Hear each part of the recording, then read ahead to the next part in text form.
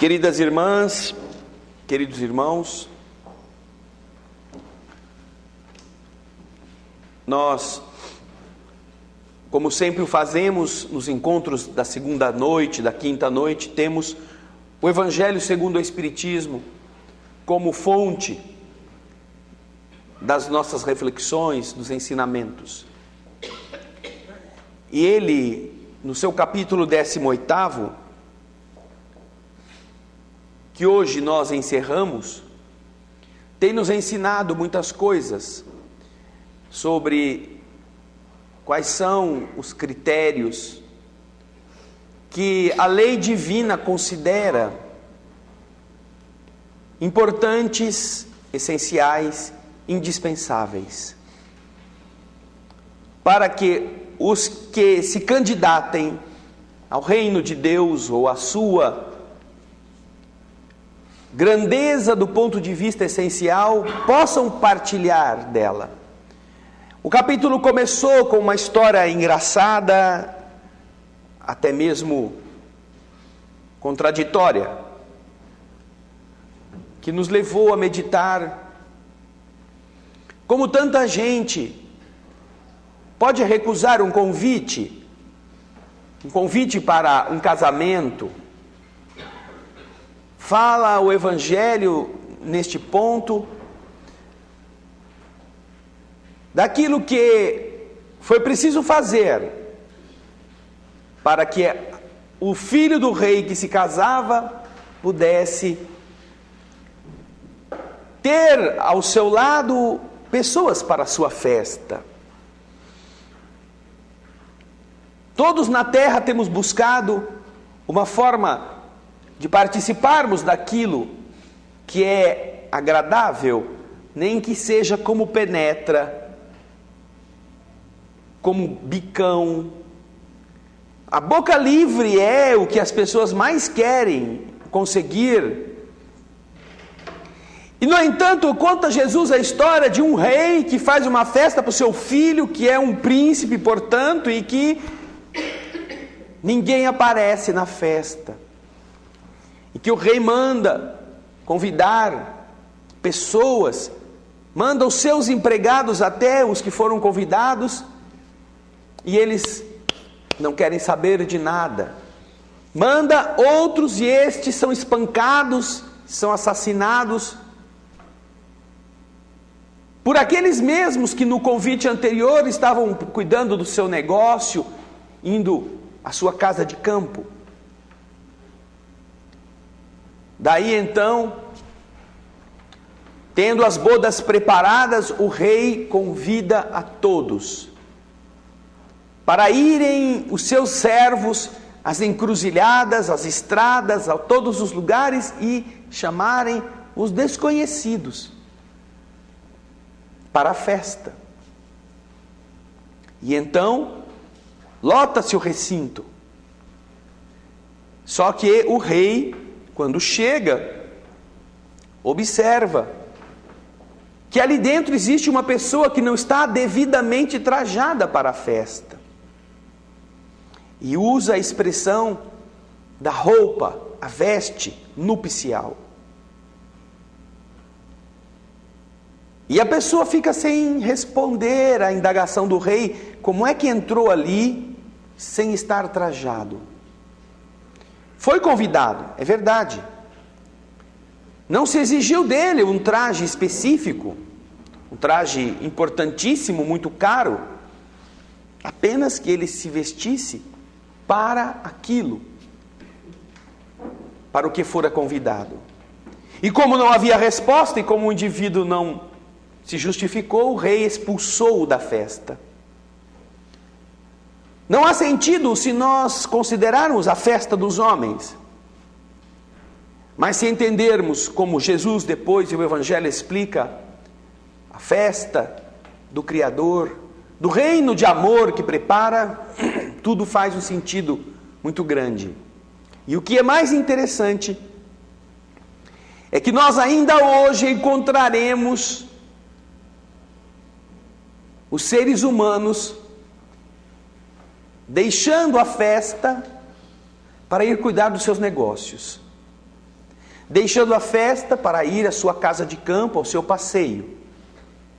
Ainda encontraremos hoje o ser humano fazendo atrocidades contra os servos do rei,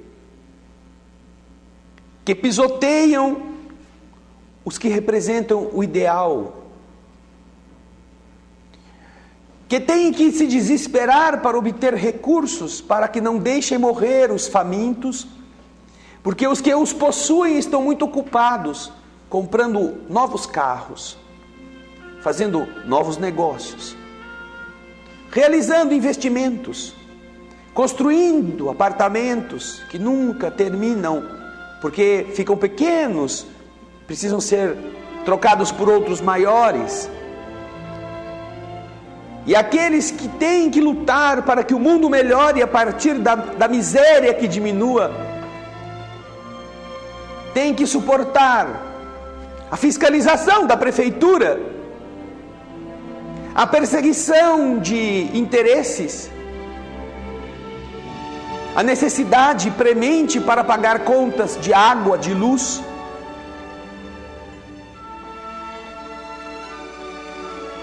O pedágio nas esquinas para ver se conseguem uma cadeira de roda para um doente. E se nós compararmos as coisas, e não me refiro aqui apenas às instituições religiosas, falo de todas as organizações humanitárias que atuam realmente em favor das necessidades, desconsideradas aqui aquelas organizações mentirosas, aquelas organizações oportunistas, aquelas que são apenas a fachada de interesses, de pessoas que querem obter recursos públicos para enfiá-los no bolso, ao invés de transformá-los em bolsas. Bolsas de estudo, bolsas de comida, bolsas que salvam vidas. Tirando esses ratos de lado, que existem assim em todas as partes, estas mesmas instituições, que às vezes lutam para obter materiais cirúrgicos, próteses, cadeiras de roda, muletas. Tem uma fila intensa de pessoas que precisam. E às vezes fazem listas, porque não podem doar a cadeira, tem que emprestá-la. São tão poucas que aquelas cadeiras que se vão despedaçando com o uso, tem que estar, fulano está com ela agora, quando será que vai demorar para devolver, porque a pessoa ainda está doente? Porque tem a fila dos necessitados esperando por ela.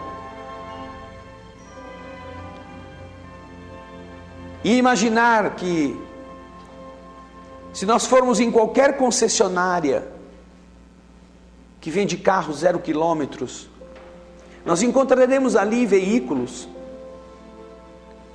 muito luxuosos, muito bonitos, muito agradáveis, cujo preço dá para você comprar casas onde você more. Se um só destes veículos pudesse ter o seu valor convertido em cadeiras de rodas, que fossem compradas e fossem entregues a instituições que as estariam cedendo para necessitados, quanto não se melhoraria na vida daqueles infelizes que precisam de 2 rodas para poderem transitar com menos dificuldade. Um único veículo de 4 rodas, que é a expressão do luxo e do excesso, da ambição e da ostentação, poderia talvez ser multiplicado por, quem sabe, 5.000 rodas em cadeiras. Um único carro que custa ora 100 mil, ora 150 mil, ora 80 mil. Mas esses estão assim, por toda parte. A oferta é sempre menor do que a demanda. E existem filas de pessoas para conseguirem veículos de tal marca com tais características. A festa que interessa, como fala o capítulo 18 do Evangelho, ainda não é a festa do rei, que faz uma festa segundo o que signifique a felicidade verdadeira. Ainda é a festa na qual os homens querem tomar parte.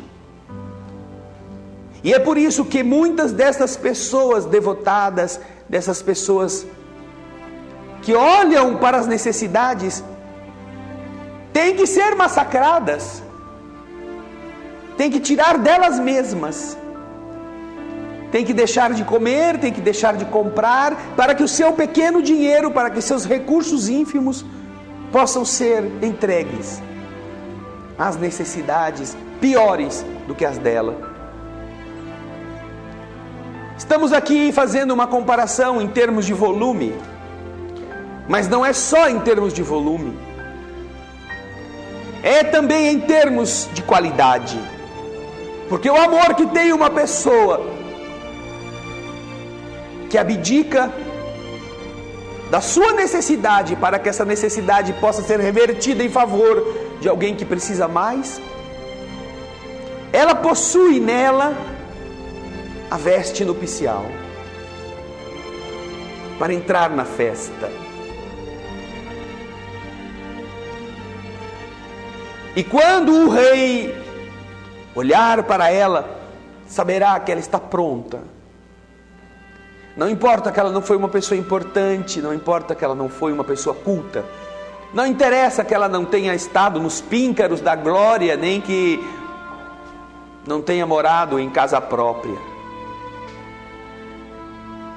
Ela tem a veste essencial. Mas o Evangelho no capítulo 18 explica mais do que isto. Explica que é indispensável que a nossa conduta corresponda, se desejarmos tomar parte neste banquete, a essência daquilo que se espera, não na aparência, como nós estamos acostumados. E é difícil entender ou fazer entender, sobretudo para os que vão a igrejas de todas as denominações, que isso não significa nada. Ir à igreja não significa nada. Cooperar com a igreja não significa nada. Atuar de forma a erguer monumentos em pedra não significa nada. Às vezes significa apenas ainda a expressão do orgulho, que faz erguer catedrais de 50 milhões de dólares, como uma que existe aqui em nossa cidade.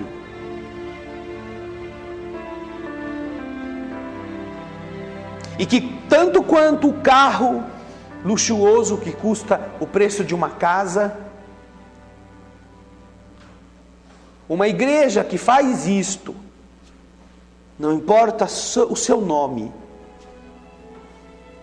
não pode ser uma igreja do Cristo.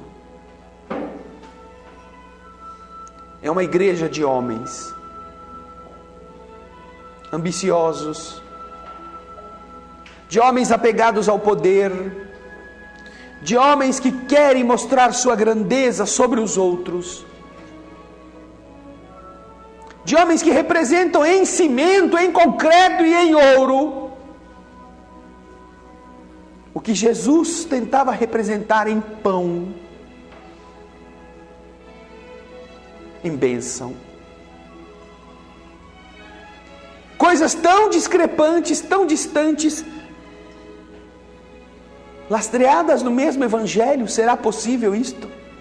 Será possível que não exista ninguém que há Ao contato com as Escrituras, alerte, fale. Aqueles que querem construir monumentos dentro dos quais somente alguns eleitos poderão ter acesso, ou que queiram negociar os bens do céu com as promessas da terra. Daí então entendermos o que o título do capítulo 18 quer dizer. Não basta dizer Senhor, Senhor, porque todos são chamados, muitos, todos, mas escolhidos, quem aceitará usar a veste nupcial? Quem aceitará tirar a sua roupa e compartilhar com outros desnudos? Por amor ao próximo, sem que ninguém veja, sem que exista uma câmera de televisão, sem que exista um repórter, sem que você seja colocado em uma posição de destaque. Mas, independentemente da caridade, que pode ser feita de diversas maneiras, como entender que será eleito, será escolhido e será aceito um indivíduo que não vai na igreja em detrimento de todos os outros, que alisam bancos, que escutam pregações, que fazem os sinais dos rituais religiosos? Como entender que para entrar na festa, um outro que nunca tenha ido em nenhum lugar, tenha preferência aos que estão sempre indo escutar? É importante que nós nos lembremos disso. Basta que nós leamos o Evangelho e nós entenderemos. Basta que a nossa inteligência e a nossa lucidez estejam a serviço da nossa verdade. Nós não gostamos de Jesus. A maioria de nós cristãos não vemos em Jesus a salvação. Nós vemos em Jesus o problema. Vemos em Jesus a ameaça. Jesus é muito bom para os cristãos preso na cruz, não vivo. Porque preso na cruz, ele serve para alimentar cerimônias, embalar procissões, conseguir recursos, fazer promessas, obter curas e obter ganhos. Mas Jesus vivo, Jesus na nossa casa, Jesus na nossa cara, seria para nós um grande problema. Porque é muito bom falar de Jesus. Oh, Jesus, legal, viu? Valeu, joia. Corajoso você, não? Ponta firme, cabra macho, aguentou o tranco. Como eu te admiro! Já imaginou Jesus encontrando você na rua e falando assim: André, eu preciso da chave do seu carro, me dá aqui que eu tenho que vender esse carro, porque tenho que comprar um monte de comida. Você daria a sua chave? Você entregaria para esse desconhecido? Existem pessoas que colocam nos seus carros assim: propriedade exclusiva de Jesus. E não dão nem carona para o necessitado. Não pegam um infeliz na porta do hospital e não levam ele para fazer um exame. Ah, é propriedade exclusiva de Jesus. Nem Jesus pode tomar conta, pode entrar lá. Se Jesus pedir uma carona, ele vai pedir certidão de atestado para ver se é o Cristo mesmo. E falar: ó, o senhor espera aqui que eu vou ver se não tem um outro que possa vir, porque agora eu não posso. É de Jesus este carro, mas sou eu que tomo conta. Ah, é propriedade exclusiva de Jesus? Vende e dá o dinheiro para os pobres. Como Jesus falou para o jovem rico. Se Jesus aparecesse no nosso caminho, o que nós diríamos para ele? Como eu te amo, Senhor, olha, toma minha vida. Faríamos o que os apóstolos fizeram? Ah, eu tenho família, eu tenho meu filho, eu tenho meu marido, eu tenho minha esposa, eu tenho que dar de comer, eu tenho que enterrar meu pai, eu tenho que... Olha, nem aquele infeliz que no Evangelho falou para o Senhor: Senhor, deixa eu ir antes enterrar o meu pai, conseguiu escapar. Porque Jesus diz para ele: deixa que os mortos enterrem os mortos. Quanto a ti, por vós, ide pregai o reino de Deus. Por vós. Ou seja, nem assim, com a desculpa de dar sepultura ao genitor, esse moço foi dispensado.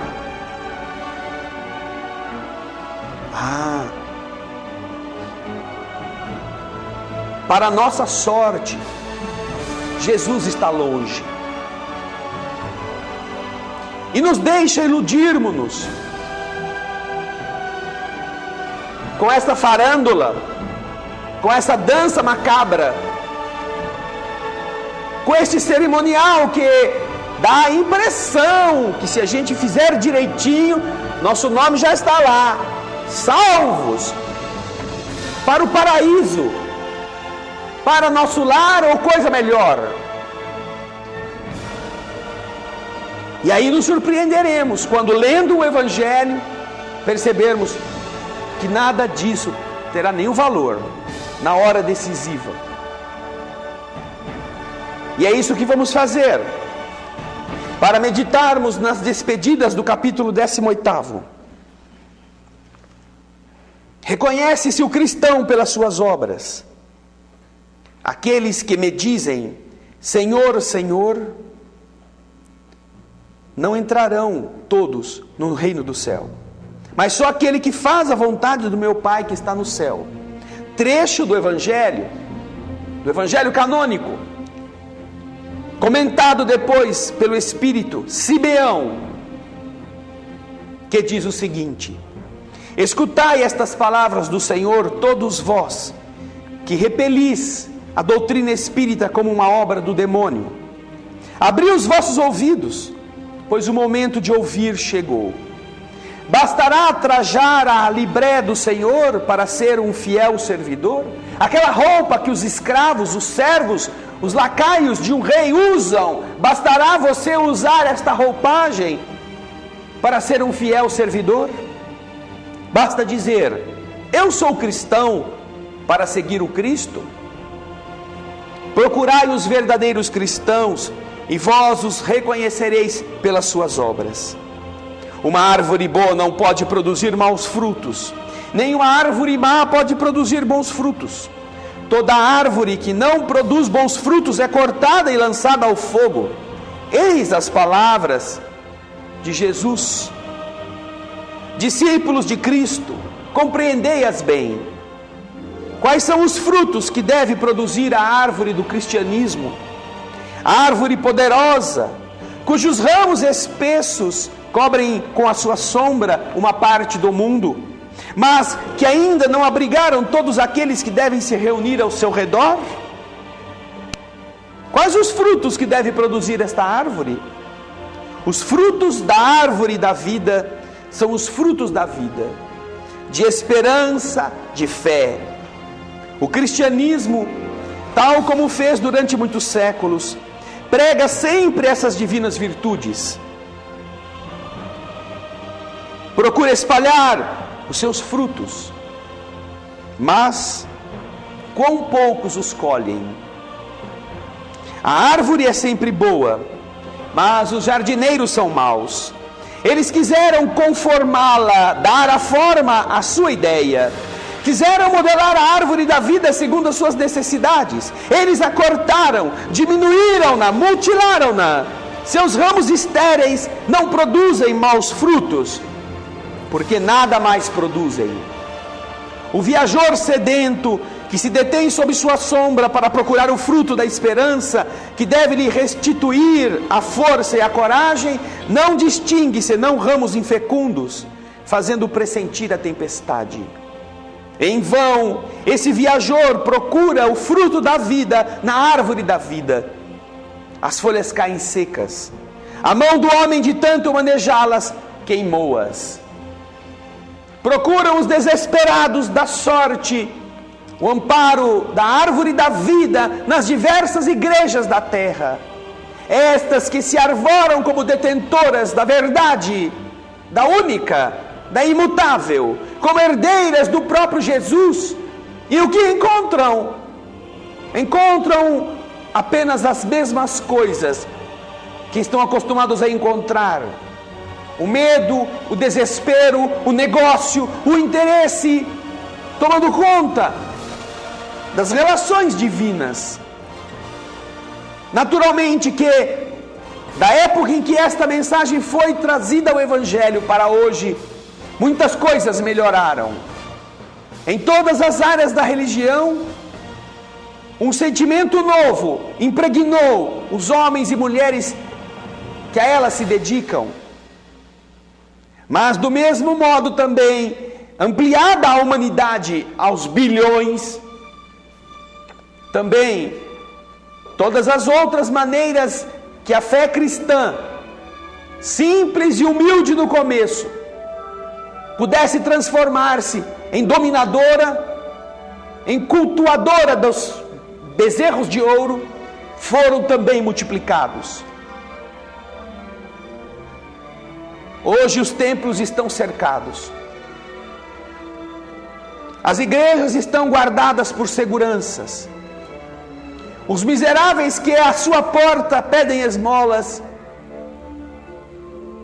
são enxotados. Não podem dormir sob a marquise, porque sujam as paredes, porque ameaçam os frequentadores.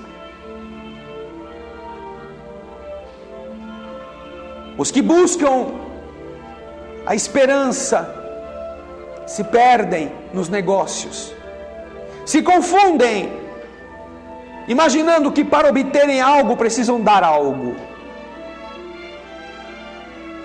e que quanto mais este algo for oferecido, mais será grande o algo recebido. Fala então Simeão, sobretudo a esse mundo que transforma esperança em negociata,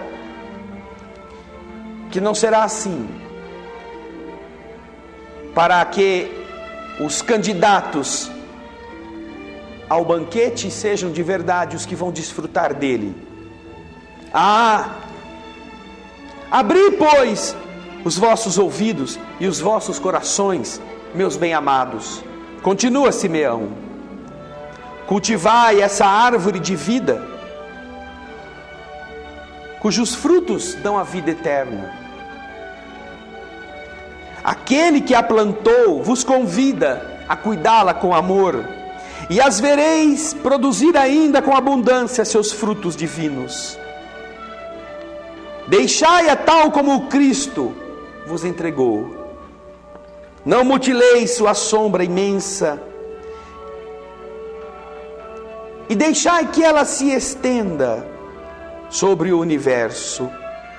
Não encurteis os seus ramos. Seus frutos benfazejos caem em abundância para sustentar o viajor sedento que quer atingir o objetivo. Não os colheis, esses frutos, para guardá-los e deixá-los apodrecer, a fim de que não sirvam a ninguém. Há muitos chamados e poucos escolhidos. Aos aproveitadores do pão da vida, como também aos ladrões do pão material. Não vos enfileireis entre eles. A árvore que produz bom fruto deve distribuí-los para todos. Ide, pois, procurar aqueles que estão sedentos, conduzi-os sob os ramos da árvore e dividi com eles o abrigo que ela vos oferece. Não se colhem uvas dos espinheiros. Meus irmãos, distanciai-vos, pois, daqueles que vos chamam para vos apresentar as dificuldades do caminho, e segui aqueles que vos conduzem à sombra da árvore da vida. O divino Salvador, o justo por excelência, disse, e suas palavras não passarão: aqueles que me dizem Senhor, Senhor, não entrarão todos no reino do céu, mas só aqueles que fazem a vontade do meu Pai que está no céu. Que o Senhor de bênçãos vos abençoe. Que o Deus de luz vos ilumine. Que a árvore de vida derrame sobre vós seus frutos com abundância. Simeão, Bordeaux, 1863.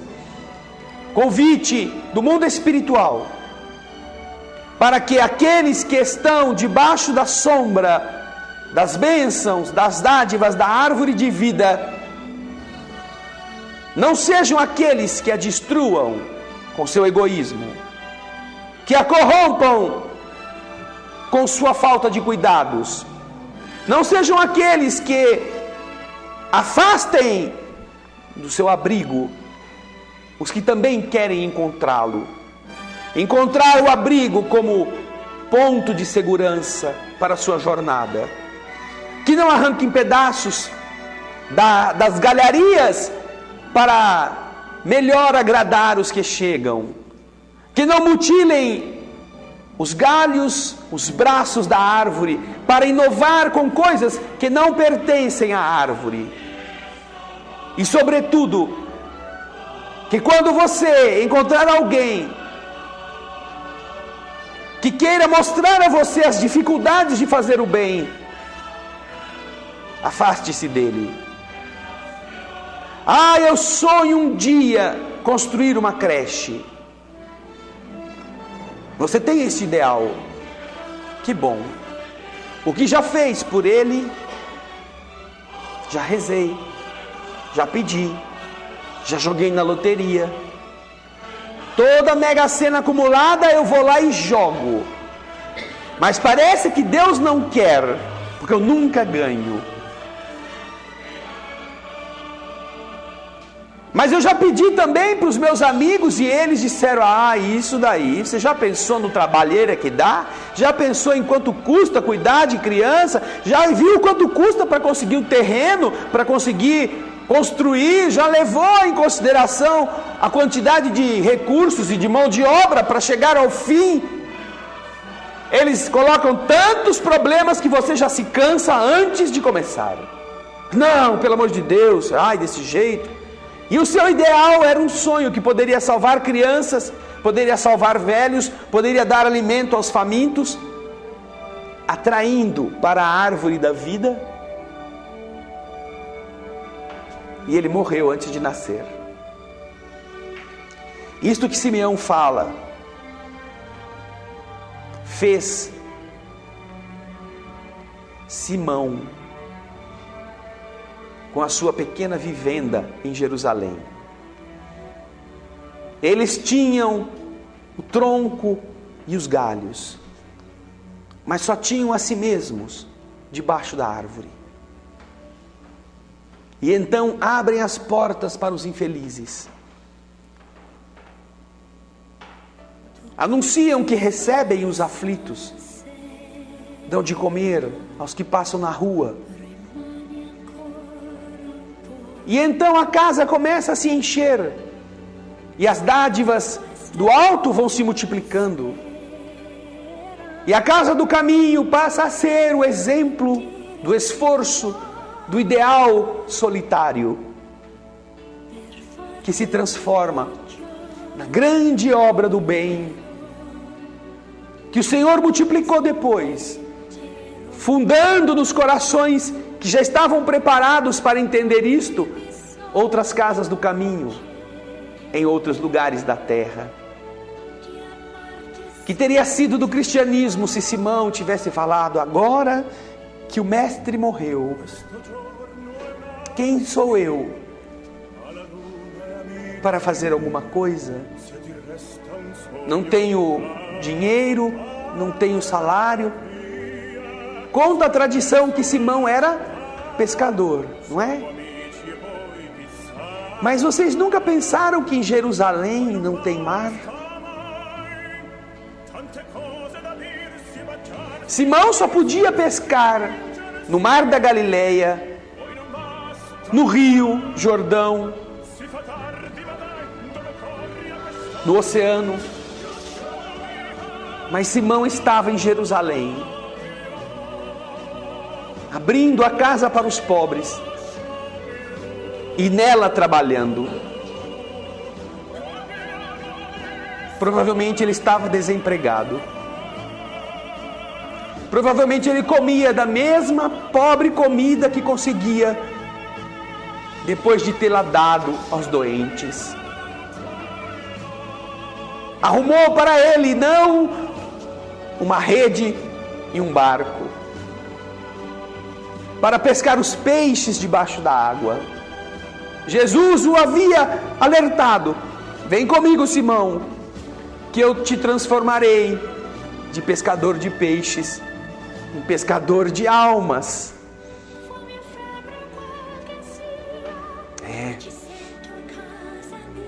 É pouca coisa, mas é tudo. Simão era muito pouco, a casa do caminho era muito pouco, mas era tudo. Tornou-se tudo, representou tudo. E graças a este pouco, todas as outras coisas puderam ser feitas. Teresa de Calcutá fez a mesma coisa. Embrenhou-se pela vida monástica, pela vida de reclusão. Mas não se contentou com a reza. Saiu da clausura e foi pedir ajuda para que os vivos pudessem morrer como gente. E tão grandiosa foi a sua iniciativa, minúscula, que numa nação de mais de 1 bilhão de habitantes hoje, e de milhões e milhões de habitantes na época, de maioria hindu, vejam só, de maioria hindu, budista, uma mulher sozinha funda uma tradição de pobreza, de obediência, que se amplia por todas as nações cristãs do mundo. E lá na Índia, foi a congregação que mais cresceu em adeptos sinceros, devotados, que tinham como propriedade 2 hábitos para vestir e um balde para lavá-los. Tudo isso era o patrimônio. Que bom que nós todos somos chamados. Que bom. Mas que bom será quando nós entendermos isso. Este é o capítulo que termina nesta noite, com a mensagem de Simeão, e que dá início ao capítulo 19, que é também bastante importante na nossa jornada terrena. E dependerá do 19, o destino prometido pelo 18º. Muitos os chamados, poucos os escolhidos. Para ser escolhido, o capítulo seguinte fala da coisa, a única coisa capaz de remover de nós todos estes empecilhos. A fé transporta montanhas. Estas que nos mantêm presos às coisas inúteis da vida. O capítulo seguinte nos ajudará a pensar que todos temos condições para superar aquilo que nos prende, aquilo que nos abate. E as responsabilidades do cristão sincero, verdadeiro, que ele procura manter no esforço de ganhar o dinheiro para sustentar a prole, para melhorar suas condições de conforto, de aprendizagem, e que pesam sobre ele como lutas lícitas e nobres, que o desculpam para outros tipos de esforços, serão vencidas, serão superadas, se o indivíduo que entender que foi chamado e que a ele compete conduzir-se para ser escolhido, tiver a fé necessária para escolher os verdadeiros dons da vida. Quem assiste Bezerra de Menezes sabe o que eu quero dizer. Quando o filho doente no leito, com a esposa a pedir que ele cuide do menino, recebe à porta uma mulher desconhecida, que suplica pela própria filha que está enferma e que tem medo de morrer se não for atendida. Talvez nós nos desculparíamos com Deus, dizendo: eu sou o pai, Senhor, eu tenho minha responsabilidade com meu filho, não vou deixá-lo morrer para salvar o filho de outro. Mas é preciso ter fé, é preciso acreditar no Pai para fazer o que este homem fez.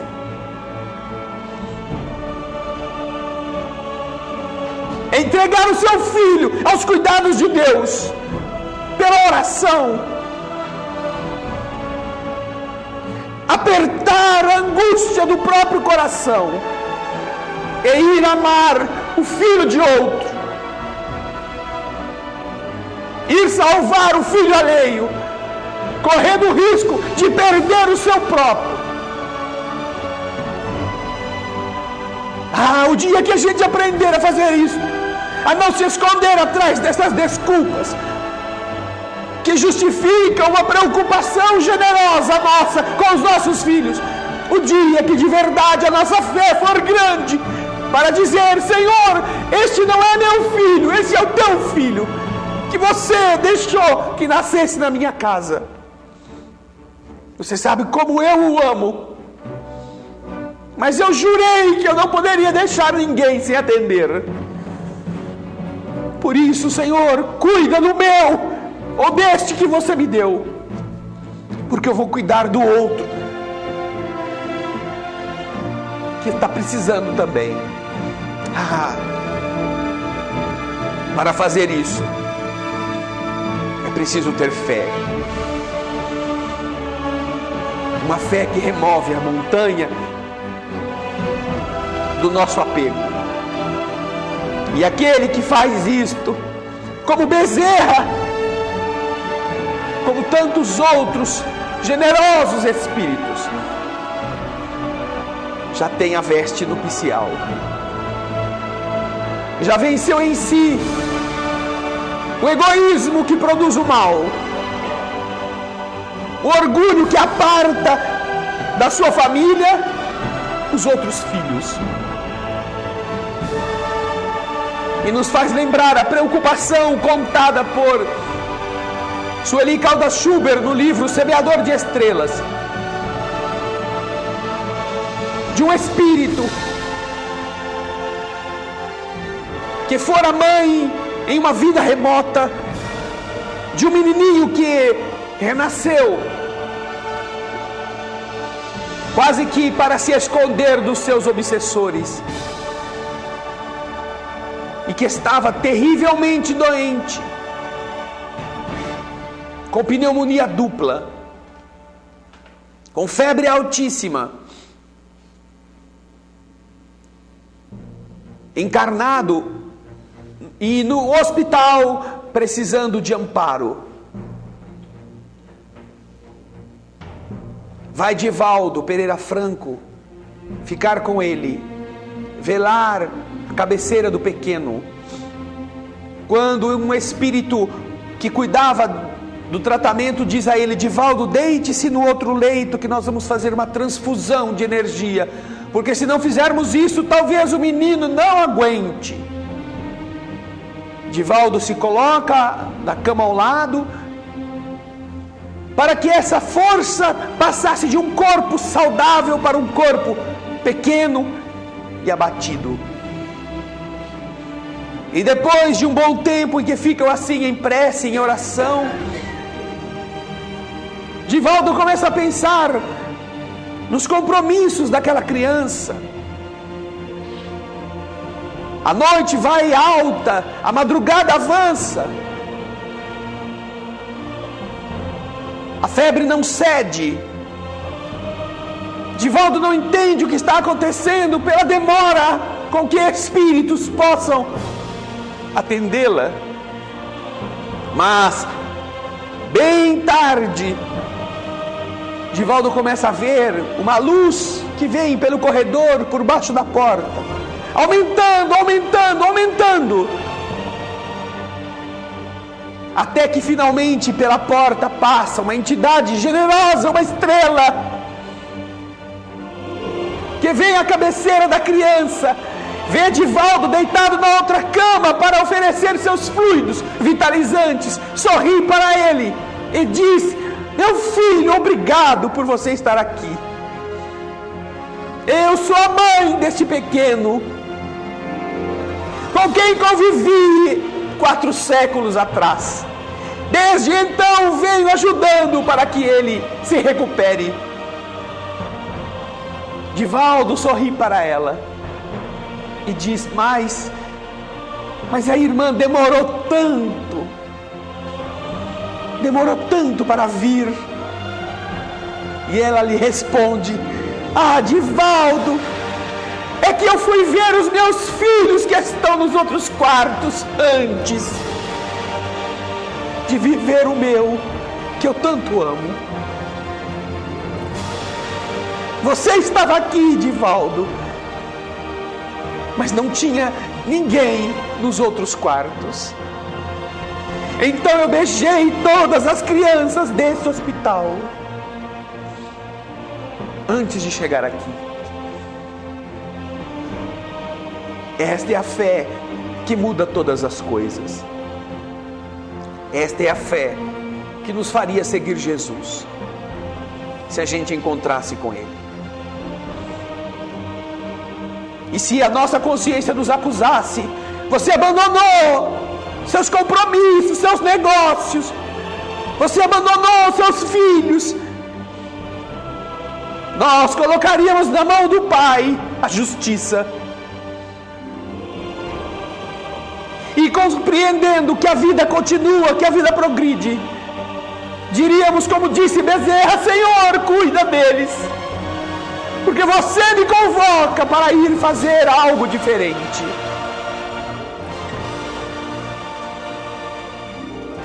Estarei sempre pronto para recolhê-los novamente, quando seja necessário. Mas se Simão Pedro tivesse falado que tinha filho para criar, o que seria do movimento cristão que brotou daquela casinha que ele abriu?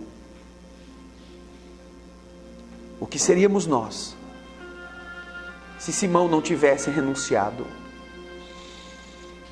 Essas são as obras que marcam a roupagem daqueles que podem sentar-se à mesa como convidados. Esta é a fé que vamos começar a partir da semana que vem a entendê-la. A fé que remove nossas montanhas, as montanhas dos apegos, dos interesses, da mesquinharia, dos medos, da falta de coragem. Capítulo 19, que é a chave para que o capítulo 18 termine de outro jeito em nossas vidas. Vamos orar.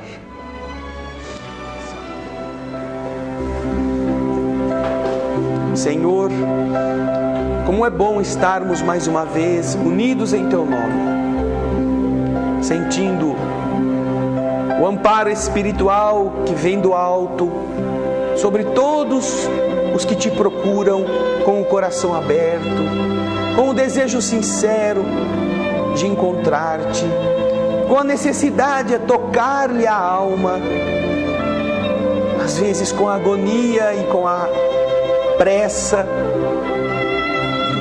da premência de sua dor. Não importa, Senhor, de todas as formas, aqueles que Te buscam sempre encontram a casa do caminho, que é o Teu coração,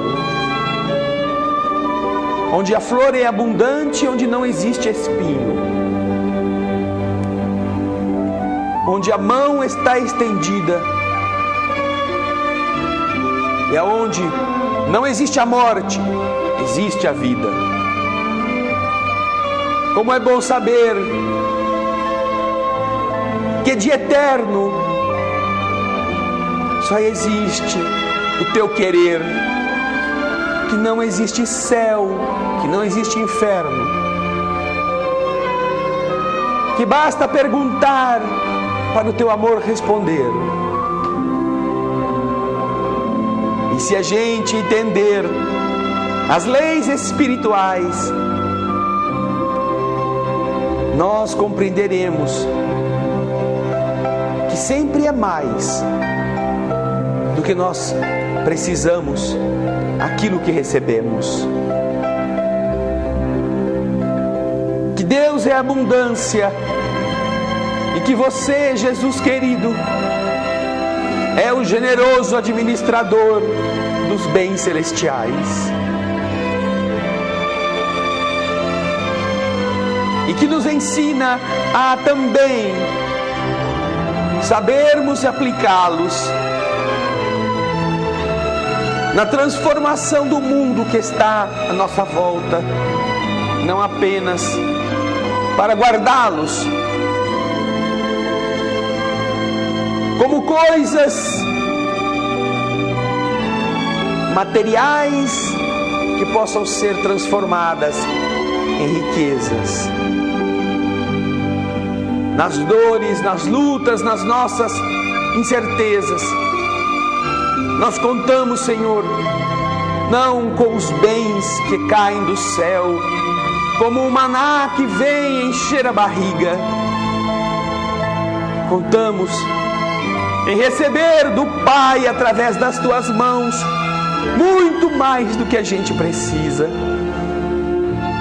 nas forças para a alma, na capacidade de superação, no desejo de nos ver de pé, para que a trajetória que temos que andar seja menos sofrida, seja menos cansativa, mas que não importa qual seja, nossos pés contem com as Tuas forças, e nós nos sintamos apoiados o suficiente para chegar ao objetivo, que é sempre aquele que está à nossa frente. Obrigado pelos espíritos amigos que Te representam junto de nós da forma imediata, que aceitam ser tutores sem salário, sem a troca das moedas, e mostram que a única coisa que é necessário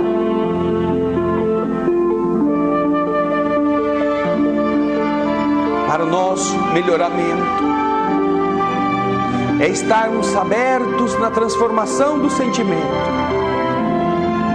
é aproveitarmos em cada dia, cada momento, transformando ele sim, o bem, no celeste investimento que reergue o caído, que salva o desesperado, que dá agasalho a quem está ao vento, que acolhe o choroso e lhe dá um lenço. Ah, Senhor,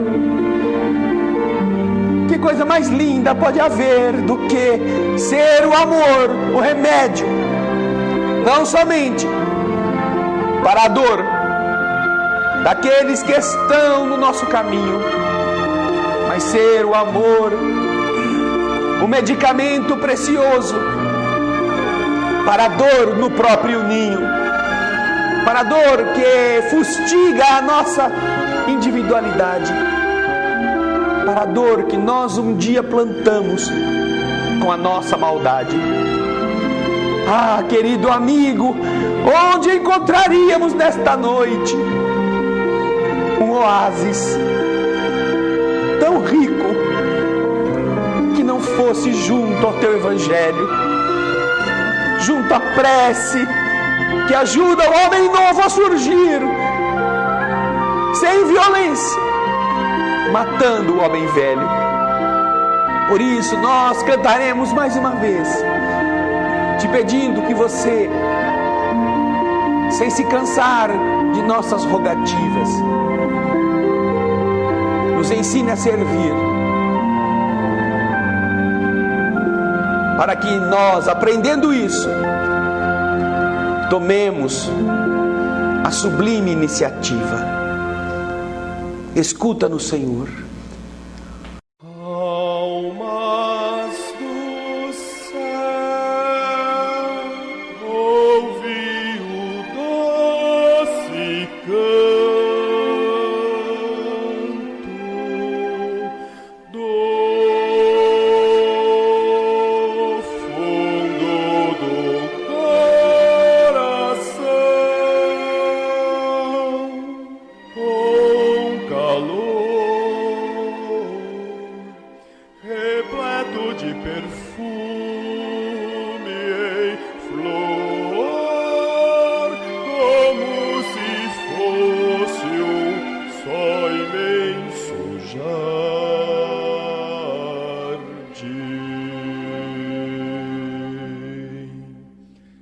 É a voz do bem que o Cristo tem para espalhar por toda a terra e fazê-la cantar. Oh, Jesus, que bom ter-te encontrado nesta estrada de paz e luz. Nós te agradecemos e assim queremos te espalhar, te dividir.